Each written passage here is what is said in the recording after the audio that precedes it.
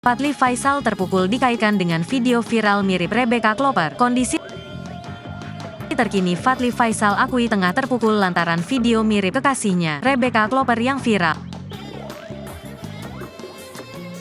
Berdasarkan penuturan Haji Faisal, kondisi Fadly Faisal kini begitu terpukul karena video mirip Rebecca Klopper viral. Fadly Faisal ruannya begitu sedih dan terpukul karena video mirip Rebecca Klopper yang tengah ramai.